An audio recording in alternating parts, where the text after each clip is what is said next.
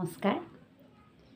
বহুদিন বিৰতিৰ পাছত আকৌ আপোনালোকৰ মাজলৈ আহিছোঁ। মোৰ মহৎ জীৱনৰ সন্ধানলৈ আপোনালোকক স্বাগতম। প্ৰিয় বন্ধু বান্ধৱীসকল, আজিকালি মানুহবোৰ পৰিশ্ৰম বিমুখ হৈছে। কষ্ট কৰি উপাৰ্জন কৰিবৰ ইচ্ছা নাযায়। চৰকাৰে দিয়া হিতাধিকাৰী আঁচনি বোৰৰ আলম লৈ মানুহ কৰ্মবিমুখ হ'বলৈ বেছি সুবিধা পাইছে।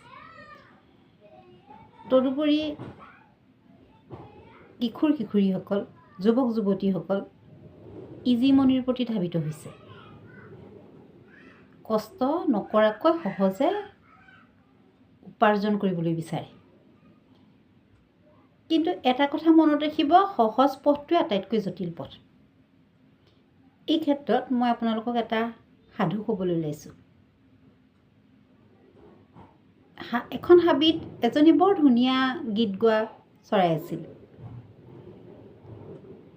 এদিন তাই গছৰ ডালত বহি থাকোঁতে এজন মানুহে এটা বাকচত কিবা লৈ অহা দেখিলে। চৰাইজনীয়ে মানুহজনক সুধিলে, কি আনিছে বাকচত? মই এবাকচ কীট আনিছোঁ, মানে পোক। সেইখিনিৰ সলনি মই চৰাই পাখি হলাম। তেতিয়া চৰাইজনীয়ে ক'লে, কীট বাকচ আপুনি মোকেই দি দিয়ক, মোৰ ঢেৰ পাখি আছে। আপুনি মোৰ এখন পাখিৰ সলনি সদায় এবাকচ কীট দিব। আপোনাৰো কষ্ট নহয় আৰু ময়ো সহজে কীট খাবলৈ পাম। এনেকৈ চলি আছে। মানুহজনে এবাকচ কীট আনে, চৰাইজনীৰ পৰা চৰাইজনীয়ে এখন পাখি দিয়ে। তেনেকৈ চলি আছে। চৰাইজনীয়ে পাখি দিওঁতে তাই চব পাখি নাইকিয়া হ'ল। তাই উৰিবও নোৱাৰা হ'ল। পাখি নাইকিয়া হোৱাৰ কাৰণে কীট দিয়া মানুহজনীও কীট নিদিয়া হ'ল। তাই খাবলৈ নাপায়, মৃত্যু সাবটি ল'লে।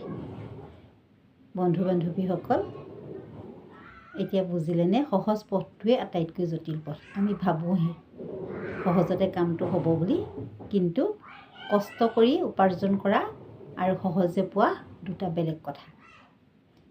এবাৰ এজন ৰজাই পাৰিষদবৰ্গক ক'লে, উত্তৰ পুৰুষলৈ এৰি যাব পৰা কিবা লিখনি আনিবলৈ। পাৰিষদবৰ্গই বহুত কষ্ট কৰি এক অধ্যায় লিখি আনিলে। ৰজাই ক'লে, নাই, দীঘল হৈছে। তাৰ পাছত 1 পেজ আনিলে। আকৌ ক'লে ৰজাই, নহ'ব, দীঘল হৈছে। এটা পেৰেগ্ৰাফ আনিলে। সেইবাৰো ক'লে, নহ'ব, দীঘল হৈছে। তেতিয়া ভাবি গুণি পাৰিষদবৰ্গই এটা বাক্যত লিখি আনিলে, বিনা পইচাত কোনেও খাবলৈ নাপায়। ৰজাই তেতিয়া ক'লে, হ'ব, এই বাক্যটো ৱালত লিখি দিয়া যাওক আৰু উত্তৰ পুৰুষলৈ এই বাক্যটো এৰি থৈ যাব লাগিব। ইমান সুন্দৰ কথা, বিনা পইচাত কোনেও খাবলৈ নাপায়। আমি ঘৰৰ প্ৰতিজন সদস্যই যেনেকৈ পাৰোঁ তেনেকৈ নিজৰ উন্নতিটোৰ কথা চিন্তা কৰিব লাগে। এটা পৰিয়ালত নিজৰ উন্নতি, এজন মানুহৰ উন্নতিয়ে আকৌ প্ৰতিজন মানুহৰ উন্নতি যোগ হৈ এখন ঘৰৰ উন্নতি। আমাৰ দেউতাকে উপাৰ্জন কৰিব আৰু দেউতাকৰ উপাৰ্জনটোৰ ওপৰতে আমাৰ গোটেই মানুহখিনিয়ে নিৰ্ভৰ কৰোঁ। কিয়? ঘৰৰ গৃহিণীগৰাকীয়েওতো অলপ সহায় কৰি দিব পাৰে। অকল টকা ঘটি উপাৰ্জন কৰি দিয়াটোৱেই নহয়, ঘৰ এখন পৰিচালনা কৰাটো মহিলাগৰাকীৰ কাৰণে বৰ ডাঙৰ কথা। মানুহজনে উপাৰ্জন কৰা টকাকেইটা সুচাৰুৰূপে ব্যৱহাৰ কৰি সুন্দৰকৈ পৰিয়াল এটা চলোৱাটো এটা ডাঙৰ কথা। সন্তানসকলেও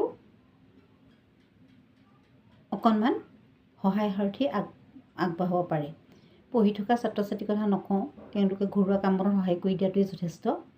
কেতিয়াবা পঢ়ি শুনি চাকৰি এটাৰ উপযোগী হৈ থকাৰ পাছতো চাকৰি নাই পোৱা বুলিয়ে একো নকৰে, তেতিয়াও মাক দেউতাকৰ উপাৰ্জনত খাই থাকে। কিন্তু সেইটো হ'ব নালাগে। সকলোৱে আমি যে ভাতমুঠি খাইছোঁ সেই ভাতমুঠি ধাৰ মাৰিবলৈ চেষ্টা কৰিব লাগে। বিনা পইচাত কোনেও খাবলৈ নাপায়। বন্ধু বান্ধৱীসকল,